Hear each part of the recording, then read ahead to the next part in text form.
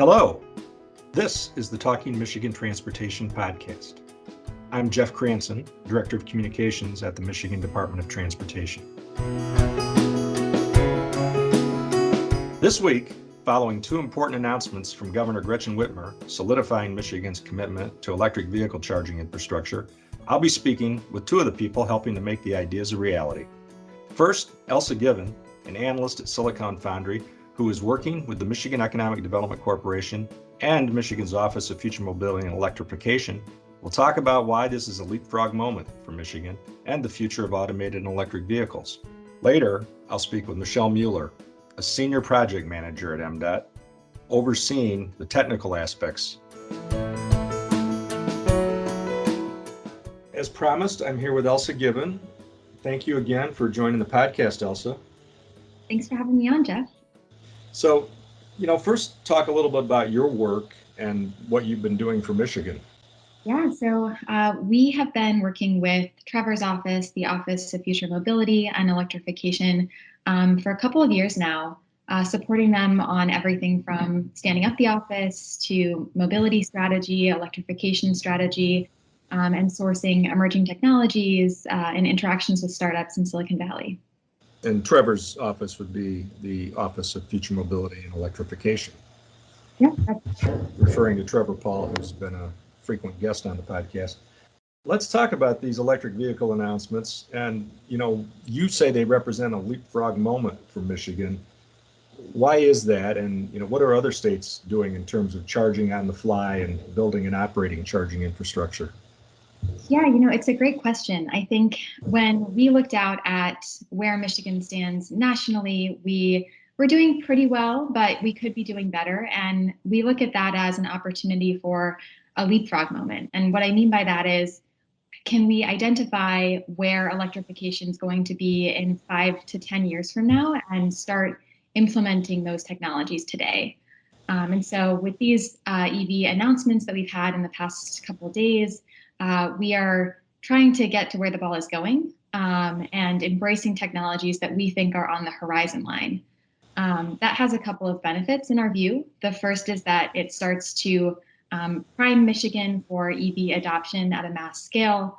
And the second is that it signals to EV companies and mobility companies broadly that Michigan is the right place to grow and scale their EV businesses. So how many states would you guess are really into this, deeply and committed to it and, basically competing for those businesses that you're talking about? Yeah, there's a handful at the top. I think it's interesting to look out at how different states have approached attracting EV companies because there's been different strategies. California is obviously a leader in this space, and they've been really heavily focused on policy and incentives to drive EV activity in the state, and really focused on building up that consumer side. So building the demand side, which in turn creates activity for EV companies to come and take advantage of on the supply side.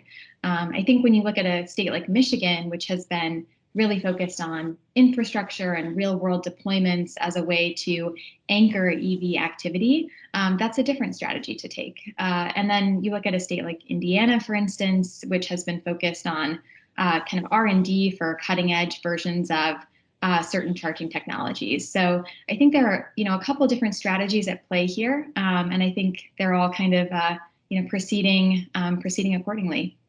Well, so before we get into Electric Avenue and the specific announcement that the governor made and, what it means in terms of Michigan and the request for proposals, do you see a time when government basically regulates the technology? I mean, when we drive all kinds of different cars into the same gas station, that nozzle has to fit in and fill it up with gas. But that's not the way it works right now with charging infrastructure and various vehicles and their charging mechanisms. Is that going to be universal someday?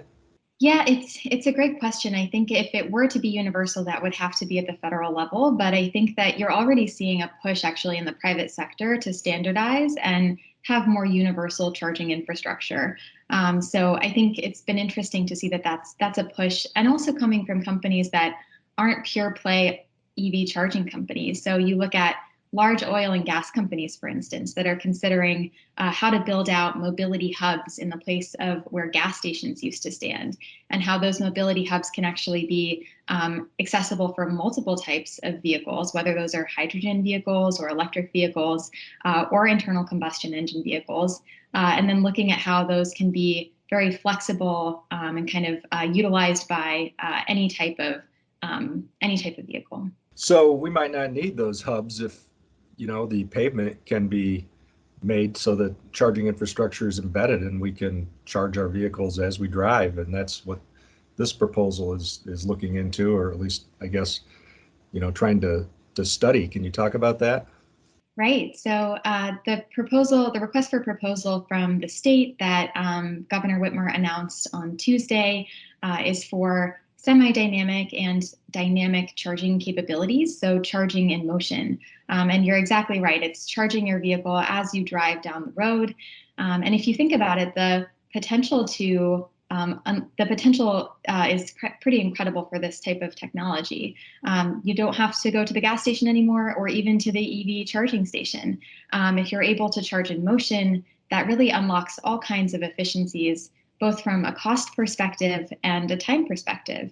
And you can think about the range of potential use cases for that. So obviously passenger vehicles, that really eliminates the need to go and refuel or recharge, but also for commercial freight, not having to stop and refuel can really lead to some time efficiencies when on the road for long haul truckers. So I think there's so much potential for this, and we're really just scratching the surface. So you envision an era where people look back on the term range anxiety and it's obsolete. It's about as real a fear someday as I guess maybe running out of gas was at one time in the automobile history. Exactly. And I think range anxiety is, no longer really in the playbook anymore if roads can charge as you drive on them. And especially if they're complemented by fast charging stations on either end, you really start to see a whole network that could be built out across the country that would enable, the EV road trip from coast to coast that I think a lot of people have as an aspirational goal in their minds, but feel isn't totally possible yet today. So yeah, some of the reporters' questions yesterday, Tuesday and Wednesday after the two announcements, focused on, why isn't Michigan doing it the way Indiana is doing it, or the way other states are doing it? So can you talk about that strategy and how it's different and why it's different? Yeah, definitely. So Michigan is really focused, as I said, on real world deployments and testing technology as it's deployed on real city streets, on real public roads, to understand how real life people will interact with it. And so I think that's been the real focus in Michigan. And as a result, the Michigan RFP is focused on existing commercialized technology that can accomplish dynamic charging. So these are for companies that have already built out their technology, have already deployed it in other real world conditions. There are a handful of companies that we're aware of that have already done these types of deployments. So the Michigan RFP really focuses on those companies coming to deploy in Michigan. The Indiana RFP is really interesting, just has a slightly different approach. They are focused on a very specific type of dynamic charging technology, magnetized concrete, and their RFP or their project is a multi-phase, starting with R&D project that will begin with research at Purdue University, and then eventually result in a real world deployment. But there are a couple of steps in between there that they're going to have to go through because the technology they're working on hasn't yet been commercialized in real world conditions. So that's the difference. We're kind of jumping to who are the companies that are already doing this and how can we get that onto Michigan roads. Indiana's looking at, okay, how can we take a kind of nascent version of this technology and help commercialize it and get it onto the first public road that it will be on. So how do you think this fits into a broader vision for the future of automated and electric vehicles? And we haven't talked much about automated vehicles, but there's definitely, these things are happening kind of in parallel developments, right? Yeah, and we see a lot of potential as autonomous vehicles are adopted at scale. This is a big reason why we're so interested in this dynamic charging technology. Because think about it, if you have an autonomous vehicle that gets you from point A to point B, do you really have the expectation that you'll, stop and refuel with a manual charging plug-in? Probably not so much. I think a lot of people are going to expect that there will be autonomous charging capabilities when we have autonomous vehicles. And so this type of technology, dynamic charging technology, allows us to kind of get ahead of the curve on autonomous vehicle adoption and make it as smooth as possible for consumers so that when you do have an autonomous vehicle taking you from point A to point B, you don't have to worry about manual charging. And that creates a lot of efficiency gains, but also it's just, it's convenient. So it should probably go without saying that, a state like Michigan should obviously support the technology which our major employers, which are still automakers and suppliers, are investing in. So what's the economic imperative, and how does workforce development factor in here? Yeah, so creating the kind of conditions for EV companies, AV companies, and mobility companies broadly in Michigan to thrive is really important. And Michigan, as you said, definitely has the incumbent advantage when it comes to mobility and the economic development and workforce components associated with that. But we're really at a tipping point here where there will be many new high-paying EV and AV jobs that emerge as these technologies are adopted at scale. And so it's really an imperative for Michigan to take a bold stance on these technologies now. And we've seen that with the Michigan Autonomous Corridor and now with this project, really drawing a line in the sand and saying the future of mobility will be created in Michigan. And all of the jobs that are emerging that will be relevant to supporting that future will also be Michigan jobs. So when you talk about the autonomous corridor, you're talking about the Cavenu project in Southeast Michigan, and obviously you have some familiarity with that. Is that creating a buzz in your circles and other parts of the country? It is, and it's interesting because we talk to mobility companies all day, based in, all over the country, from Silicon Valley to New York, and we hear repeatedly that the Cavenu corridor, and even this recent announcement, I was having a conversation yesterday with a company, and they said, we're going to have to take another look at Michigan for a manufacturing facility because this is really interesting. And this shows that Michigan is really dedicated on both AV and EV topics. And so I think that we're going to be seeing more of that kind of buzz, particularly with companies that aren't based in Michigan, but are definitely eyeing Michigan's supply chain as a potential future on their roadmap. So if you were talking to some students, maybe heading off to college or maybe finishing up their sophomore year and starting to get serious about what they want to do, what would you tell them in terms of automotive engineering and the kinds of careers this will create? I would tell them that there is so much activity, particularly on the software side right now, for the future of mobility jobs. There are some really interesting opportunities for students to learn foundational skills in software, whether that's learning about AI/ML or computer vision, image processing, data analytics that can be applied to many different types of jobs in mobility going forward. So I think those are foundational skills that students should be looking at now, because they can be applied to so much.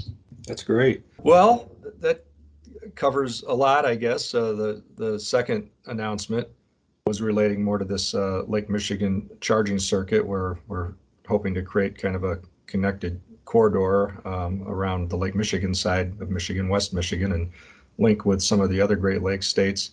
All of that fits together pretty nicely. What would you want to say to, I guess, bundle this all up? I think to bundle it all up, I would say we're really looking at electrification from every possible angle. And so the Lake Michigan EV charging circuit is a great example of looking at EV charging from, the regular perspective of any tourist. So how can you take an EV and travel around Lake Michigan, see all of the natural beauty that the state has to offer, but also do it in a way that actually protects that natural beauty by traveling in a more sustainable and green way. So I think we're really looking at things all the way from the tourism side, exploring Michigan from a recreation perspective, all the way down to the Electric Avenue project, which is more about infrastructure at a foundational level that can support multiple types of transportation in the state.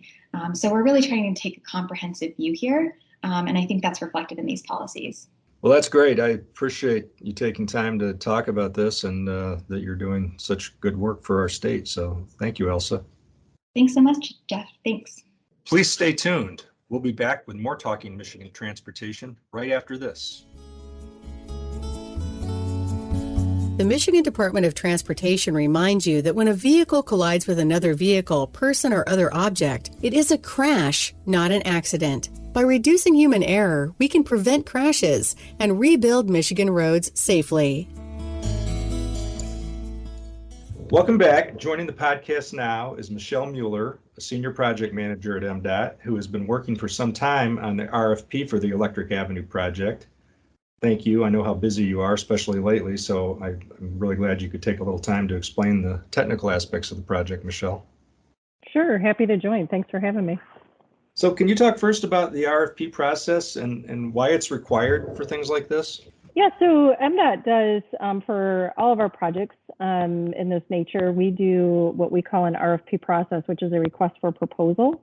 So we put out a document that shares the opportunity and what we're looking for, and then we ask those that are interested to submit a proposal to us and showcase their understanding of the project, their qualifications to complete the tasks of the project, and some of it even gets into different innovative ideas that they may have based on what the request is.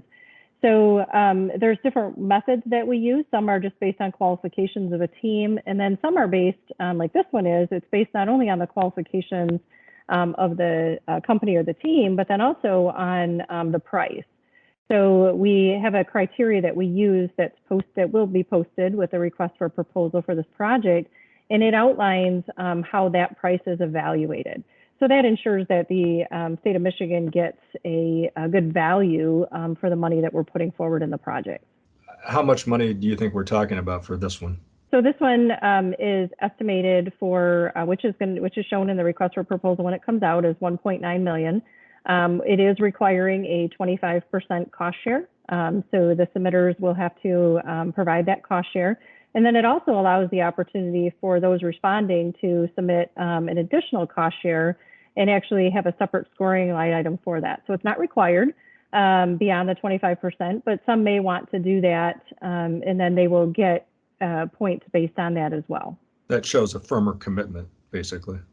Exactly, Jeff. So what it does is allows the opportunity for those proposing to have a larger investment in the opportunity, and with the response that we're receiving, I think we'll see some good opportunities come forward.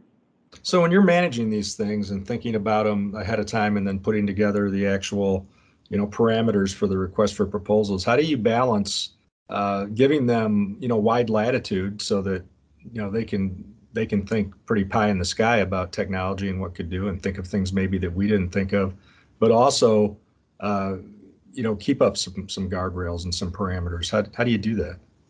So I think it's just that, right? It's setting the parameters. We take the document that we supply, and what we're asking for is we're outlining what we want, right? We're outlining what we want the goals to be or what our goals are. We want them, the overall vision that we're looking for, and we set the parameters associated to that, but allow, as you said, Jeff, the opportunity for them to really expand and go beyond that and expand that vision based on what they can bring to the project. So that could be, we may see for something like this, we may see an individual entity, we may see a couple entities that go in on it and collaborate together and bring more of a team approach to it. It is a pretty large project. It does cover end to end all the way, we'll work on take the concept and really walk through that process into a design phase. And then it will continue to go through, there's permits and, construction, and then obviously the operations of the corridor. So really is end to end for the different specialty areas. So I think it'll be exciting to see teams come together and form that relationship to put in good proposals. Is the hope that we can, we always talk about dig once and trying to dovetail projects with other utility improvements and things like that. Is the hope that maybe this could be done, the technology embedded at the same time we're doing other work on a roadway? It could be, depending on the solutions. I think we'll see different solutions come forward. We don't have a corridor picked out. We don't have any, per se requirements associated. That will be a collaborative decision amongst many entities. And, as we look at those, one thing is just that, right? Do we have something that pairs well that's already happening and in progress that also meets some of the goals as far as usage, the communities, right? This has to be someplace where we really make it available for different opportunities for companies here in Michigan to utilize it and test their technology in a live environment. So, as you know, I talked to Elsa Givan earlier about this, and she said that what she's hearing already, just based on the announcements, the feedback is that some companies are saying, I really need to take another look at Michigan based on this. And that's obviously our most fervent hope, is that this will lead to, more investment and more jobs. What do you see happening there? And I know you're not an economist, but obviously that's your hope too. Yeah, it is. And since, the governor made the announcement yesterday, I have received over approximately about 10 emails already with people inquiring how they can get access to the proposal that we have out that'll be posted on the 28th. So that's good, right? There's a lot of excitement in less than 24 hours. We're seeing that. And I think people can look at things that have happened here in Michigan, things that we've done here holistically, and the environment is great, right? The environment is really supportive. We partner very well with the different state agencies, with the different communities and leaders in those environments to make a holistic environment for companies to come and do work here. And that's what makes these types of projects happen. It makes them really exciting. So, when you can take an environment and, we have the opportunities for different, closed testing with M-City, ACM, things like that.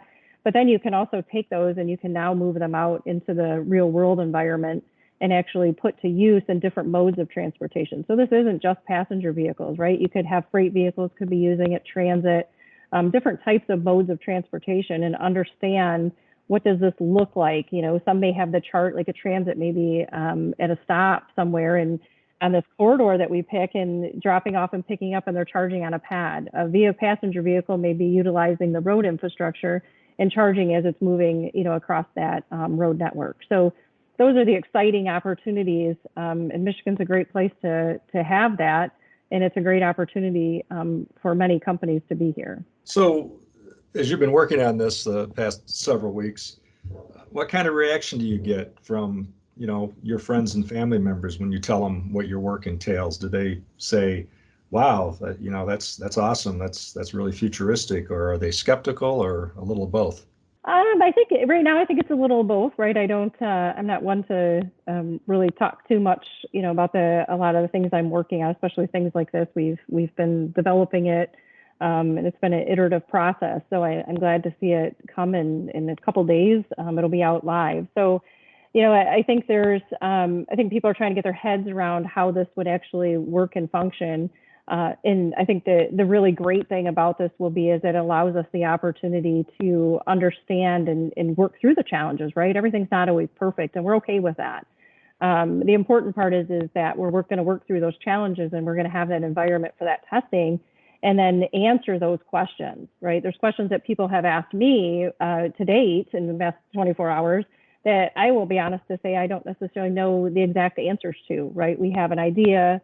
We've got a knowledge base, but we really need to walk through this process, and we need to put this in and really get hands-on knowledge, and then say, okay, well, how does this sustainable, one, answer those questions, and then two, how do we expand this, right? What does this look like in different types of areas and environments across the state of Michigan? Yeah, I think that's really well said. I think that we don't know what's out there, what the innovation is, where it could end, how incredibly creative some people might be, until we ask. And the best thing government can do is just try to give them that platform and then see what they can do. So, I mean, that's what you try to do with all of these projects, right? It is. And it really provides some of the answers that we need so that we can look as we plan in the future and we look at these opportunities, we may find that what is this if you're trying to retrofit an existing road network, and or what does that look like if it's a new reconstruct type. So those will have pros and cons, and this will allow us the opportunity to evaluate that as we look for this corridor and talk through those things with our different community entities, our internal agencies and things to walk through all of those and really get our heads around what are those pros and cons and help us build that in the future. Yeah, everybody always makes these references to the Jetsons, when it comes to automated vehicles, and obviously they didn't need a roadway to charge on because they flew around. But I don't know how long ago somebody was seriously thinking about the idea that you could actually be charging your vehicle while you're on the move. But I think it's a really cool thing to think about. It is, and it's really balancing, right? So how much can you charge on the move? We'll learn that, and we'll better understand that based on the different modes of transportation. And then how much do you need to, charge in different environments, right? So we're charging stations and things. We've got other initiatives going that can pair with us to really better understand what that picture looks like. And then those that want and choose to go out and buy electric vehicles will have the answers to those questions, right? Because they want to know, can I get to, one of the biggest things I hear is, well, how far can I go? Can I get to my Thanksgiving dinner? Or can I get to my cabin up north? Can I go to my, family in out of state? Those are questions that we have to answer, and people want to be comfortable when they choose to make that purchase and then also make that commute. Right, and I think we have an obligation as a state to support some of our biggest job providers, and that's still automakers and the suppliers, and so that's what we're doing. So that's a good thing. And I think, things are happening so quickly with charging technology. I mean, not just for vehicles, but for everything. I mean, I would love to be completely cordless. I mean, I picture a day when my Veridesk, that I have my computer on, is like a pad already built in, and I can just set my phone down anywhere, and it will be charging. And I think that's probably coming. It is, and it's exciting, right? It's exciting to see the advancements. And people really tend to look at the things that make their lives simpler and easier. And I think this is an opportunity to do that. If we can charge vehicles as they're moving and allow that to happen, and people don't have to always stop to charge and things, well, that's great, right? We get them home quicker to their families, which, and hopefully safer, and provide those opportunities for advanced mobility. Yeah, absolutely. Well, thank you, Michele, for taking time to explain your part in this process, and good luck going forward with it. Obviously, all of us are very interested and we'll be watching closely. Great. Thanks, Jeff. Thanks for having me, and happy to answer any questions as they come up. Thank you again for listening to this week's edition of the Talking Michigan Transportation Podcast. I would like to thank Randy Dubler and Corey Peaty for engineering this week's podcast. To subscribe to show notes and more, go to Apple Podcasts and search for Talking Michigan Transportation.